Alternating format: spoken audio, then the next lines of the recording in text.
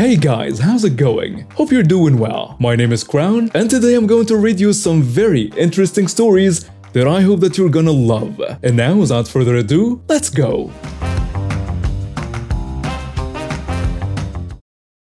This happened a few years ago when I was 16. I got my first job working for a franchise-owned pizza place.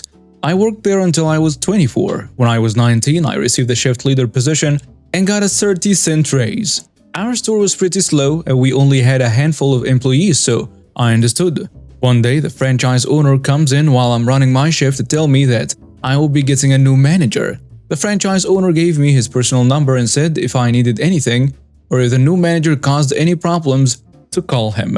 So the next day, I'm working my 10 a.m. to 12 a.m. shift, and the new manager comes in. We will call him Stan. We talk a little and he asks why there isn't an assistant manager. I let him know we probably don't make enough to pay for an assistant manager. He said he would worry about that and then left. I jumped to the conclusion that he was going to make me the assistant. Wrong. I closed that night and had to come in at 4 p.m. the next day. When I did, Stan was there with a girl I'd never seen before, wearing one of our uniforms. He introduced her as his roommate Wendy. She had never worked at a pizza place before but had just lost her job. He hired her as the assistant manager, completely changed my schedule, and severely cut my hours. Oh, and guess who had to train her? Yep, me. Before Stan and Wendy, I worked 10 a.m. to 12 a.m. 4 days a week, then 4 p.m. to close on 2 other days. Now, I just had 4 p.m. to 12 a.m. 5 days a week and no more overtime. That severely hurt me financially, but I sucked it up. This place was pretty much in my backyard and I loved my job before all this mess. The next couple of weeks were okay, except we kept coming up short every night that I closed. Usually it was no more than $10, but that's a lot. And it was coming back on me because I'm the one who does the nightly inventory, paperwork and deposits. I brought the shortage problem to Stan's attention and he told me if it kept happening, he would start taking it from my paycheck.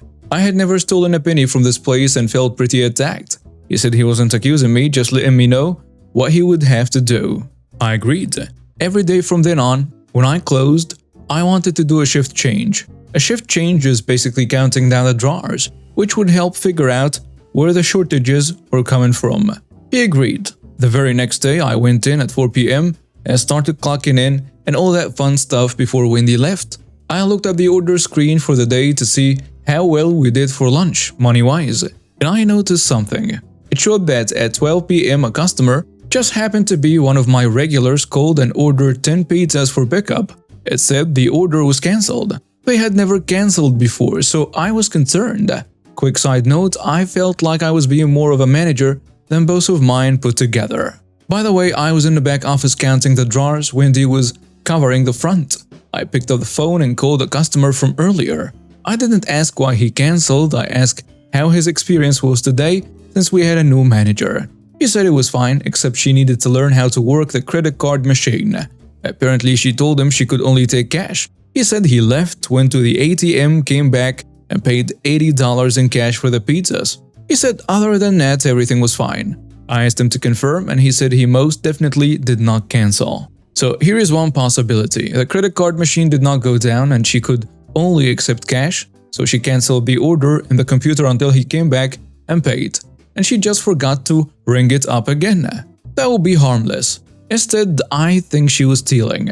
I knew if I went to Stan, he wouldn't do anything about it. So I called our franchise owner, Eric. I asked his opinion and he said he thinks I'm right. So he told me what to do. First, I wasn't allowed to say a word about it to Stan or Wendy. He said to let Wendy leave and finish out the day as usual. He said if she's not stealing, we would come up $80 over at the end of the night. If she's stealing, we should break even. I finished counting and we were $1 short. The next day is when the magic happens. I go in at 4 p.m. as usual. Wendy is there waiting for Stan to pick her up. Then Eric walks in. He tells her to follow him to the office and tells me to send Stan back when he gets here. Stan comes in and asks why Eric is there. I shrug and tell him he's wanted in the office. Maybe 20 minutes later, Stan walks out, brushes past me and gets in his car. Wendy comes out next and tells me she hopes I'm happy. Eric hadn't come out of the office yet, so I went back there to talk to him. He said that in 3 weeks, they stole over $1,000 between them and he would have never known if it wasn't for me. He then says, "Oh, you're the new assistant manager. I'm going to give you $13 an hour, and we will consider more after a preliminary period." $13 an hour. I was making 8.5 before this. I stayed a few more years after this and left to do the mom thing. I actually miss it sometimes. One day Stan Facebook stalked me for a couple of months after. It was pretty hilarious. If you read all that, well, you're a trooper. And thank you. Hello, you beautiful people. I've had a story I wanted to share for a while now, but decided to let it come to an end before posting it. Now, having returned from the notary about an hour ago, I can finally close this chapter of my life, so here it goes. I'd like to start by mentioning that I live in Russia, and I'm not a good storyteller. So if you have any questions, please let me know, and I'll try to clarify. This all began about 3 years ago at my grandma's funeral. She passed away at the age of 73, leaving behind 3 sisters, one of whom committed suicide long ago, a plethora of grandkids, and quite a lot of real estate. When the paperwork tsunami regarding the inheritance started, something began to smell fishy. My living aunt was extremely hesitant in giving us a death certificate, so we could start filing for inheritance. Things started to get complicated and confusing, so I had to take over all the paperwork and help my mother out. I found out that the apartment my grandmother lived in for some reason no longer belonged to her, but was signed over to the kids of my aunt. Upon further inspection, I realized that most of my grandmother's belongings were signed over to my aunt long before my grandmother's death. First, I decided to speak to my mom. She told me that on a date the papers were signed, my grandmother was already in pretty bad shape. Dementia and Alzheimer's had already gotten the best of her, and she was not legally able to sign them. So I decided to go to my aunt, still not wanting to believe that she screwed us over. I sincerely believe in that it was all an honest deal. I asked her how it all happened. I will never forget her response. I never thought someone could say this to a relative. She told me that it was none of my business, that she intends to get everything she can, and the rest of the real estate that will be shared property, she will force us out of. I was baffled. I couldn't understand how she could do something like this to my mother. I had to do something. The next day I spoke with my mother. She was shocked and devastated. In tears, she also could not understand, especially after all the things she did for her, like helping her make a career in sports, helping with money during hard times, and so on. I knew we needed to go to court. The problem was that my mother is a working pensioner and is still raising my 13-year-old brother, and I just spent all my savings on renovating her apartment. Money was an issue. Luckily, I made good friends with our company lawyer at work, and he offered to help me. We collected all the needed paperwork, and he told me to document any further encounters with their family and to keep an eye out for anything fishy. After that, we sent a letter to my aunt saying that we would dispute everything in court. And this is where my life became hell. It all started out with threat calls from her sons. That's no biggie.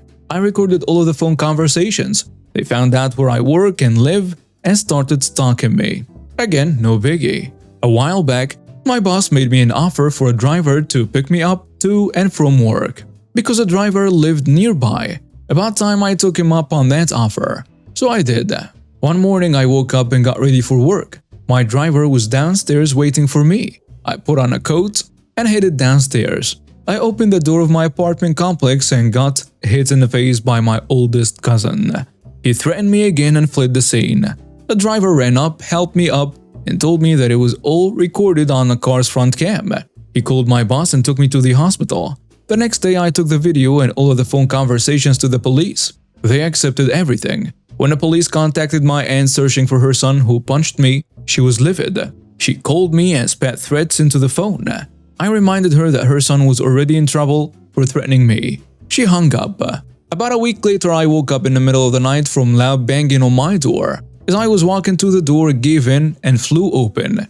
2 large men walked in, stating this was now their apartment as well, handing me the papers. If you want to remain healthy, you should pack your stuff and go. I called the police. The police came, checked the paperwork, and it was totally fine. It turned out my aunt had hired professional, let's call them professional inconveniencers. They make money by forcing people to move out of shared homes. She gave them a part of her right of ownership and they were legally allowed to move in. The next 3 months, I routinely had to pick my door lock because They kept changing the locks. Had to deal with constant loud music, dirt, and filth in my own home. Barely any sleep. After 3 months, they gave up and left. Seeing that this didn't work, my cousin's family decided to desperately mess with me. One night, one of them walked into my apartment complex and started spraying pepper spray at my door to try and lure me out. Unfortunately for him, I was cleaning the house and doing some minor work after the goons they hired.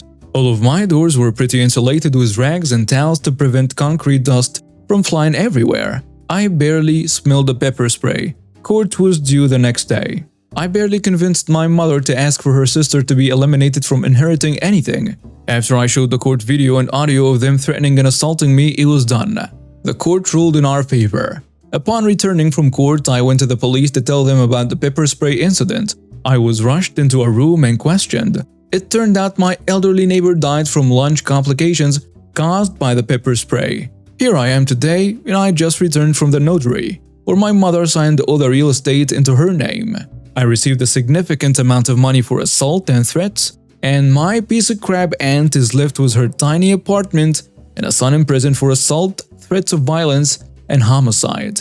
Her second son was fired from the rescue team and is no longer able to work for any government or social structures, and he doesn't know how to do anything else. They are bankrupt, and it serves them right. Edit. There still seems to be confusion about how my aunt got the goons in. Well, I'll try to explain. You have what's called a right of ownership. Before my grandmother's death, she was the sole holder of this right. After her death and some manipulations from my aunt got about 3/4 of the right of ownership, and my mother got 1/4. Now you can do anything you want with this right. You can sell it, give it away, and so on. Anyone holding this right has a legal ability to use the apartment/house. My aunt gave the goons a tiny portion of her right, so she could freely and legally enter and live there. Let me tell you a story about my dog, a golden retriever who played a key role in an unbelievable series of events. This tale involves entitled parents, a bit of drama, and an unexpected twist that landed the mother and her son in jail. It was a beautiful afternoon and Buddy and I were enjoying our regular walk in the park. Buddy, with his golden fur shining in the sun, attracted admiring glances. And that's when we encountered Karen and her son, Timmy. "Mom, look at that dog. I want it," Timmy shouted, pointing at Buddy. Karen, with a sense of entitlement, approached me. "My son likes your dog. Give it to him." I laughed it off, thinking she was joking. Buddy's not for sale. But Karen was serious. "You should give us a dog. My son wants it." Refusing her absurd demand, I tried to leave, but Karen grabbed Buddy's leash, attempting to pull him away. Buddy yelped, scared and confused. "Stop, you can't take my dog," I protested. As the situation escalated, the crowd gathered. Amid the chaos, an older gentleman, Mr. Jenkins, a regular in the park, stepped forward. "I've seen this woman before. She tried the same thing with someone else's dog last week." Karen shot him a glare but continued her tirade. "This man stole my son's dog." Thankfully, 2 police officers arrived, responding to the commotion. "What's going on here?" one asked. Karen played the victim. "He's trying to steal my son's dog." The crowd, however, backed up my story. The officers were skeptical of Karen's claim and decided to check the nearby security footage. While waiting for the footage, another twist unfolded. A woman from the crowd recognized Karen. "That's the woman who tried to scam my sister out of her jewelry," she exclaimed. The officers' suspicion grew. They reviewed the footage, which clearly showed Karen trying to steal Buddy. Caught red-handed, Karen and Timmy were handcuffed. But the story doesn't end there. During the investigation, it was discovered that Karen and Timmy were part of a larger scheme, involving various scams and thefts. This incident was the final piece needed to put them behind bars. As for Buddy and me, we became minor celebrities in the park. Mr. Jenkins often joked, "Buddy's not just a dog, he's a crime-fighting hero." That day I learned how quickly a simple walk could turn into an adventure, and how my loyal companion, Buddy, inadvertently helped me bring down a notorious Jew. Shower thoughts for the day. I was thinking back to one of my old jobs, and I remembered this one time my coworker and I decided to do some overkill to resolve an internal complaint. Our distribution center was complaining that we were not properly securing merchandise returned for warranty work. When we asked what that meant, we were told we weren't using enough twine to tie stuff down. This comment from the guys who like to hide glass tabletops on top of mattresses, so we stepped up our game. We used more twine. For almost a month, we kept adding more twine to the tie-down every time we got a complaint from the distribution. My manager was getting annoyed with filling out the IRRRS, Incident Response and Resolution Reports, every other day.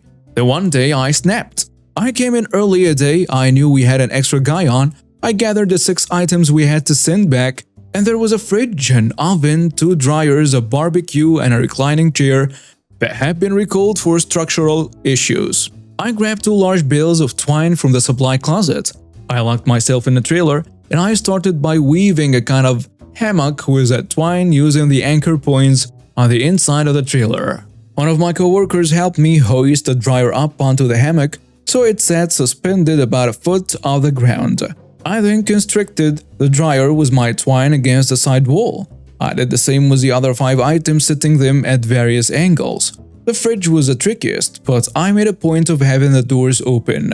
The whole process took about 7 hours. I made one final whip across the back of the trailer and attached a note to the middle of it that said, "Take pictures before unpacking. If everything is still off the ground, please stop sending complaints. Your friendly neighborhood Spider-Man." Well, we didn't get any complaints per se, but our district VP was not amused.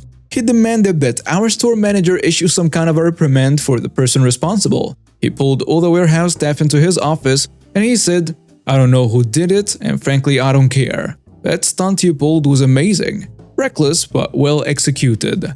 I've been asked to prepare this pink slip for disciplinary action, but in a name field for employee being disciplined, I will put the name Peter Parker." We all smiled. It was nice to know our boss had our backs. I don't think our VP ever read a comic book in his life because we never heard anything else about it after that. And now we have reached the end of today's stories. Thank you for watching and see you next time.